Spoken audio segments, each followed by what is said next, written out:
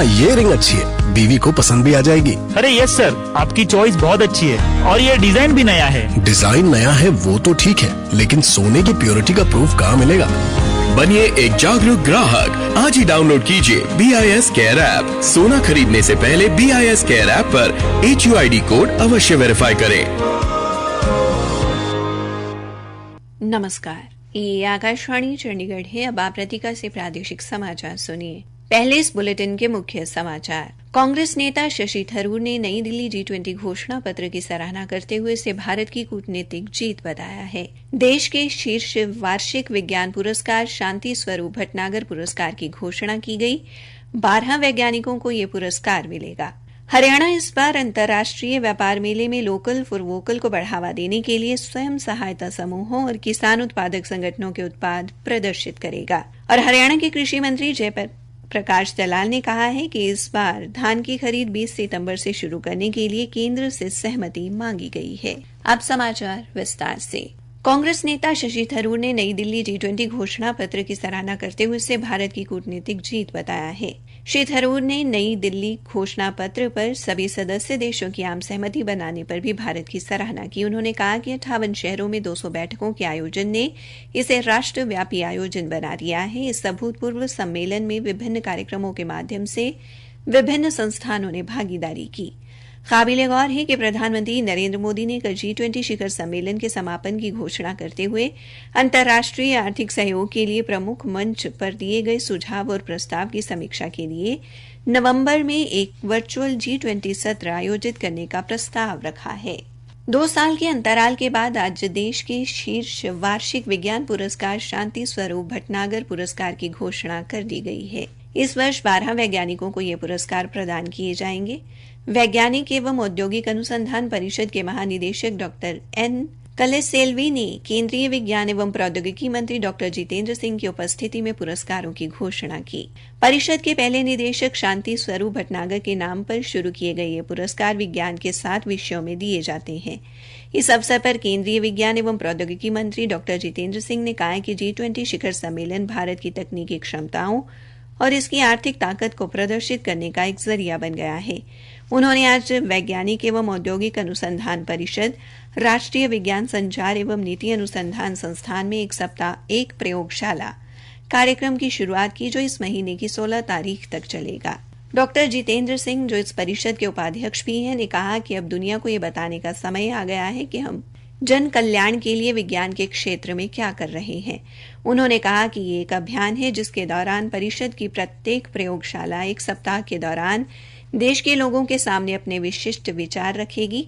इस अवसर पर डॉक्टर जितेंद्र सिंह ने विज्ञान प्रगति पत्रिका के 80 लेखों का संग्रह और CSIR@80 अ फोटो जर्नी नामक पुस्तक का विमोचन किया। वहीं परिषद के महानिदेशक ने अपने संबोधन में कहा कि ऐसे कार्यक्रम वैज्ञानिक समुदाय और आम जनता के बीच एक कड़ी का काम करते हैं। उन्होंने कहा कि राष्ट्रीय विज्ञान संचार एवं नीति अनुसंधान संस्थान इस कार्य को सफलतापूर्वक अंजाम दे रहा है। हरियाणा के मुख्य सचिव संजीव कौशल ने कहा है कि इस बार अंतर्राष्ट्रीय व्यापार मेले में लोकल फॉर वोकल को बढ़ावा देने के लिए स्वयं सहायता समूहों और किसान उत्पादक संगठनों के उत्पाद व्यापक स्तर पर प्रदर्शित किए जाएंगे। अंतर्राष्ट्रीय व्यापार मेला 14 से 27 नवंबर तक आयोजित किया जा रहा है। मुख्य सचिव ने आज चंडीगढ़ में इस मेले की तैयारियों को लेकर हरियाणा व्यापार मेला प्राधिकरण के प्रबंधकीय निकाय की बैठक के बाद ये जानकारी दी। उन्होंने कहा कि सरकार स्वयं सहायता समूहों और किसान उत्पादक संगठनों को भरपूर समर्थन दे रही है ताकि इनके उत्पाद अधिक से अधिक लोगों तक पहुंच सकें। मुख्य सचिव ने कहा कि इनके उत्पादों का चयन करने के लिए एक राज्य स्तरीय समिति का गठन किया जाएगा। उन्होंने कहा कि सूक्ष्म, लघु एवं मध्यम उद्योगों द्वारा तैयार जैविक एवं जड़ी बूटियों से तैयार उत्पाद भी इसमें शामिल किए जाएंगे। श्री कौशल ने बताया कि बैठक में भारत व्यापार संवर्धन संगठन 1 से 5 अक्टूबर तक गुवाहाटी में आयोजित होने वाली ईस्ट हिमालयन प्रदर्शनी में भाग लेने के प्रस्ताव को भी मंजूरी दी गई। इसके अलावा नई दिल्ली के प्रगति मैदान में 3 से 5 नवंबर तक आयोजित होने वाले वर्ल्ड फूड इंडिया तथा अगले वर्ष मार्च में आयोजित होने वाले आहार अंतर्राष्ट्रीय खाद्य एवं आतिथ्य मेले में भी भाग लिया जाएगा। प्रादेशिक समाचार आकाशवाणी चंडीगढ़ से प्रसारित किए जा रहे हैं।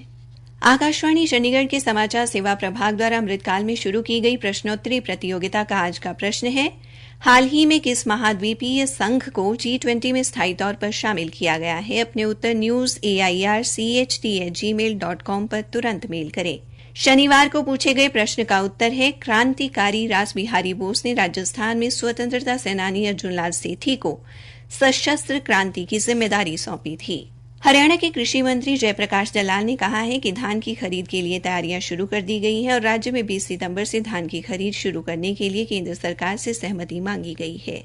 आज चंडीगढ़ में मीडिया से बातचीत में श्री दलाल ने कहा कि उन्हें उम्मीद है कि जल्द ही खरीद की अनुमति मिल जाएगी और इससे मंडियों में जल्दी धान आने पर किसानों का नुकसान नहीं होगा। उन्होंने कहा कि अभी तक धान की खरीद 1 अक्टूबर तक शुरू होती रही है। उन्होंने ये भी बताया कि बीमा कंपनी द्वारा जिन किसानों का प्रधानमंत्री फसल बीमा योजना के तहत बीमा नहीं किया गया, उनका बीमा राज्य सरकार करेगी और प्रीमियम राशि में कोई बदलाव नहीं होगा। कृषि मंत्री ने कहा कि प्रदेश में इस बार खाद की कमी नहीं होगी। सरकार के पास पर्याप्त मात्रा में DAP और यूरिया खाद उपलब्ध है। इसके अलावा भी जरूरत पड़ी तो केंद्र सरकार से और खाद मिल जाएगी। हरियाणा के मुख्यमंत्री मनोहर लाल द्वारा इस महीने की 1 तारीख को नशा मुक्त हरियाणा के संदेश के साथ करनाल से रवाना की गई साइक्लोथॉन के भिवानी जिले में प्रवेश करने पर विधायक घनश्याम सराफ के नेतृत्व में भव्य स्वागत किया गया। इस अवसर पर काम कितलाना में सिविल एवं पुलिस अधिकारी, खिलाड़ी व आम लोग भी उपस्थित रहे। साइक्लोथॉन भिवानी जिले में लगभग 84 किलोमीटर का सफर तय कर रही है। विधायक घनश्याम सराफ ने कहा कि नशों से मुक्ति के लिए शुरू की गई इस यात्रा का युवा मानसिकता पर सकारात्मक प्रभाव पड़ रहा है। हरियाणा के स्कूल शिक्षा मंत्री कंवरपाल ने जगाधरी विधानसभा के नालागढ़ माजरी में राजकीय प्राथमिक पाठशाला के 75,98,000 रुपए की लागत से बने नवनिर्मित भवन का उद्घाटन किया। इस अवसर पर श्री कंवरपाल ने कहा कि नया भवन बनने के बाद बच्चों को पढ़ाई के लिए दूर नहीं जाना पड़ेगा। बच्चों की सुविधा के लिए सभी मूलभूत सुविधाएं स्कूल में प्रदान की गई हैं। उन्होंने कहा कि सरकार द्वारा प्रदेश के प्रत्येक स्कूल में 6 मूलभूत सुविधाएं दी जा रही हैं, जिनमें स्कूल का पक्का रास्ता, 4 दीवारी, पीने का स्वच्छ पानी, शौचालय व खेल का मैदान शामिल है। उन्होंने कहा कि आने वाले 2 से 3 महीनों में स्कूलों में शिक्षकों की कमी नहीं होगी, क्योंकि शिक्षकों की भर्ती की जा रही है। रोहतक के महर्षि दयानंद विश्वविद्यालय में चल रही नेशनल सब जूनियर ग्रैपलिंग रेसलिंग चैंपियनशिप आज संपन्न हो गई।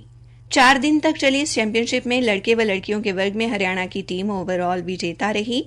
तेलंगाना ने द्वितीय व आंध्र प्रदेश ने तृतीय स्थान हासिल किया। चैंपियनशिप के अंतिम दिन 17 से 19 नवंबर तक मॉस्को में होने वाली अंतर्राष्ट्रीय चैंपियनशिप के लिए खिलाड़ियों का चयन किया गया।